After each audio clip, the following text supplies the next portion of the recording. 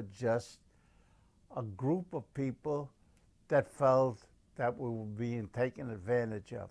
And we couldn't make it. We couldn't raise families on what we were doing, applying ourselves. Every letter carrier that I knew had more a source of income, worked on 2 jobs, 3 jobs, just to survive.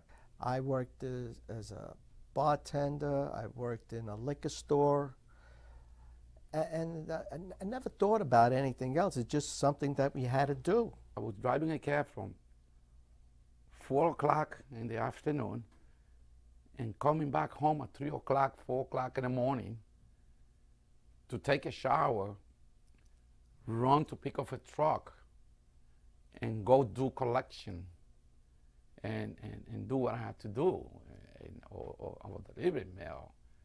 It wasn't easy. So we wanted to have one job and make a decent living.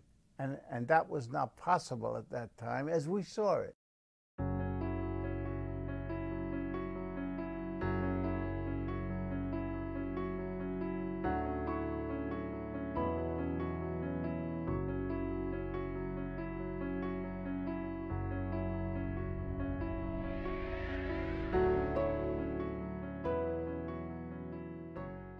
There is hardly any dispute in the administration, the Post Office Department, or among the business critics of the strike that the postal workers' grievances are real.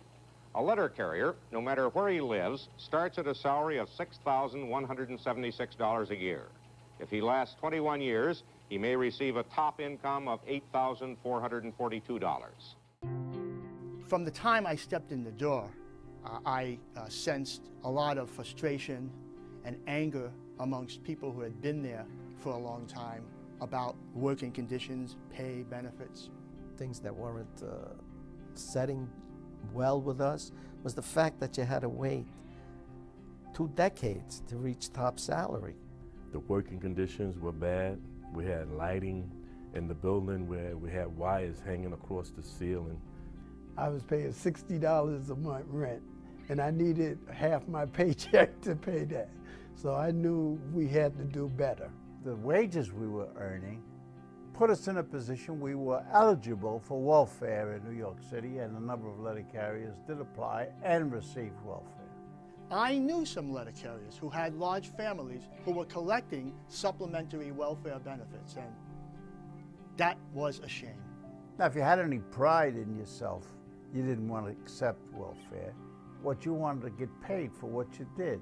Here I am, a very proud young man, working for one of the biggest companies in the world, probably, and one of the branches of the federal government, with a nice uniform, representing the government. And here I am with no money, not making money. We had a bill before Congress, H.R. 4, that was like a Fellini movie. It takes 5 years in the making. See, the Congress just took the postal workers for granted for so many years, and that was part of the problem. Just thought, well, those folks will just keep on working and keep on enduring, and they just weren't attuned to how frustrated and angry postal workers had become. And then you had the whole country during the Vietnam going against authority. You had a revolutionary spirit in the country. People didn't worry about laws. At that time, you just were out there spotting your grievances to try to make conditions better. And that's the environment we're in. And it's time for a change. I knew that. And even though in my early years, I knew it had to be better. I started finding people that were interested in righting this wrong. But not only that, changing the leadership of the union into a more positive way, make it more democratic, make it a union that was ready to fight for the membership.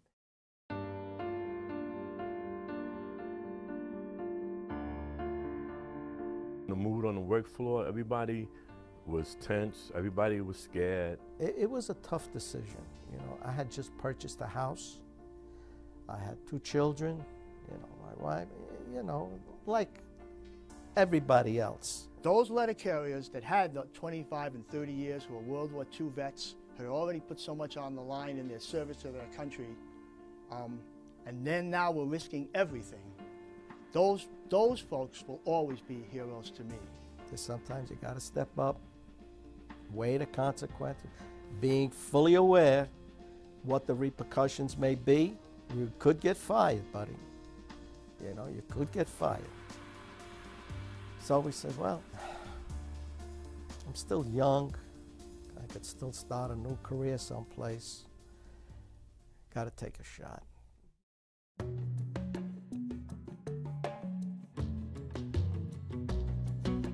We wound up at a meeting and we called for a strike vote on March 17th. Manhattan Center, 34th Street. And we got there. My God. We thought we was going to be in the front row. It wasn't possible. It was packed. I didn't know it was that many letter carriers in New York City. There was about 2,600 letter carriers at a union meeting, and I never saw that many letter carriers since, except in the National Convention. So I knew it was serious. Electricity, I mean, you talking about voltage, there it is, right there. You know, something that's unprecedented. It never happened. Strike against the government of the United States and postal workers. You know, you had veterans out there, World War II veterans, Korean veterans. I mean, these guys were no joke. I mean, they're serious men. People were angry. They were screaming. And I look around, and all I saw was like a fire coming out of their eyes. These conditions I'm talking about had so permeated the minds of the letter carriers that nothing was going to dissuade them. So when they called the meeting to order, I'm looking to see the president or the general officers. They wasn't there. So this one guy got up and started speaking, and it happened to be Vince Sombrado. We were impressed. I know I was impressed with him, you know, being that he was from the neighborhood. But aside from that, he was a firebrand. He was, let's get the show rolling. And at that time, he held no position, official position in the union, but he was very charismatic, and people galvanized around him, and he just became the titular leader of this, what eventually became known as the rank and file movement. And they're starting now to count off the machines. Machine number 1, strike, 2-1. Machine number 2, strike. Everybody started calling strikes. Everybody was really riled up. They wanted to go. They wanted to, you know, they wanted to do something to make a difference. We saw that. And we all went and we voted for that strike. And I was scared. Yes, I was scared. Once it was taken, we all joined together. We're going to see this through. And I remember Gus Johnson, who was the president of Branch 36 at the time, made an announcement to the media that letter carriers are on strike as of 12 midnight. So we did it. We went out and we struck. It wasn't, a lot of old timers didn't want to strike, but once we got out, everybody got involved, and it was a good thing. Well, once I found out that Vince Sombrado wasn't the president that day, I knew he should have been.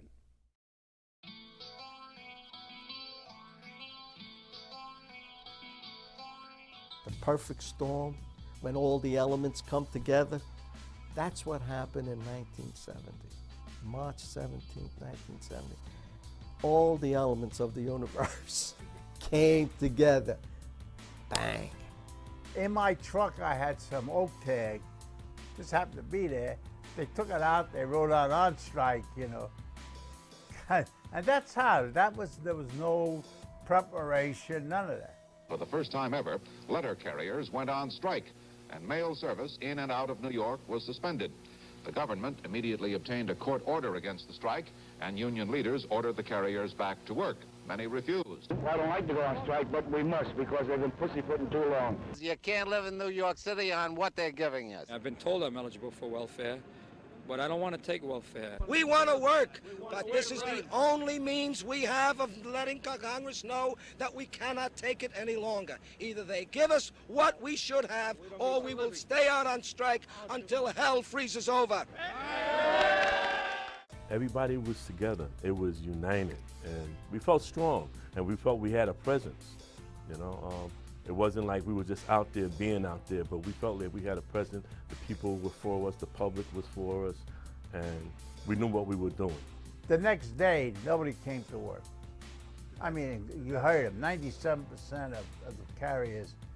That's after all the pressure was put on us. Still 97% were out. Back in those days, there was no cell phones, no internet. So many of us carried these little portable radios. And we would listen for news of what was going on, how this was being reported, and really, importantly, was anybody else going to be joining us? In New York City and in some parts of Connecticut and New Jersey, the letter carriers are still carrying no letters. Their strike is illegal, but there is not much the government can do about it. A postal official was asked, what about the mail now lying in the street boxes and the post offices, and he said it would just lie there. Well, he was asked, what about perishables? And he said, they will just have to perish. I never could have imagined that it reached the proportions that it did, only in that, in retrospect, as I think about it, because of the environment we're in. It wasn't only me, it wasn't only the rank and file it was everybody felt the same way. So it was just a question that, the way I described it, it was a volcano and all it needed was a catalyst to set it off.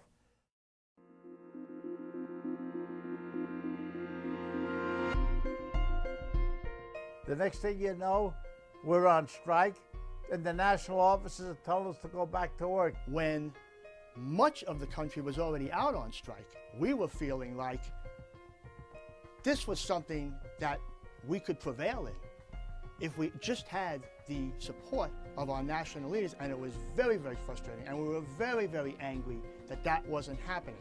The first obligation of the president, which at that time was Mr. Rademacher, he had to preserve the Union. The president of the National Association of Letter Carriers, James Rademacher, before going off to meet with Labor Secretary Schultz, carefully walked the line between the illegality of the walkout and the possibility of an extended tie-up. Undoubtedly, unless some satisfaction comes of the meeting that is about to take place, that we can anticipate that on Monday there will be no mail delivery in the entire nation.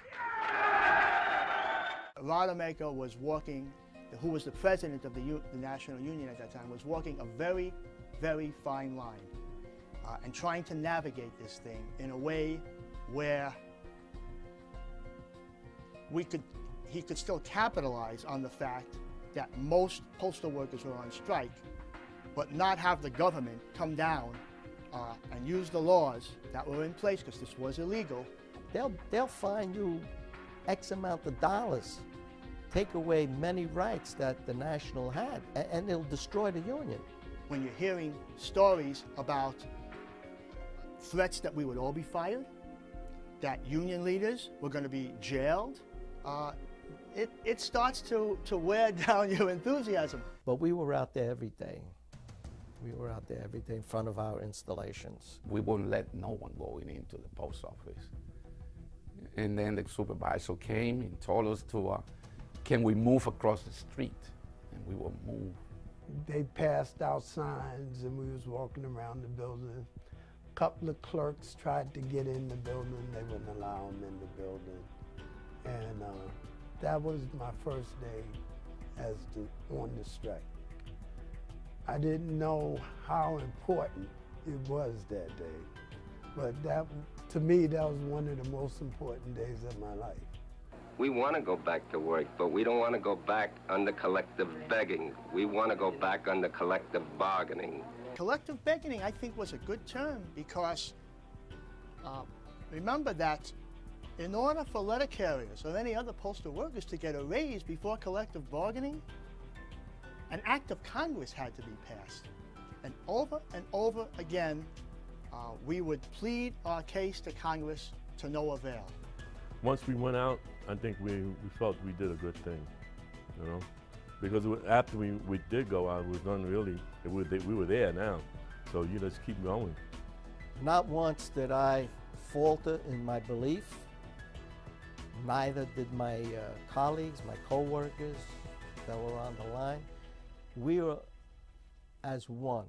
At this time, we take the position, the rank and file, the people that are out in the street, the people that carry the bags, the people that sort the mail, that it's up to Congress to give us something, show us good faith, put something on the tables. Once we started, I was caught up in the euphoria of how we were up against the greatest government in the world, and they couldn't do anything about it.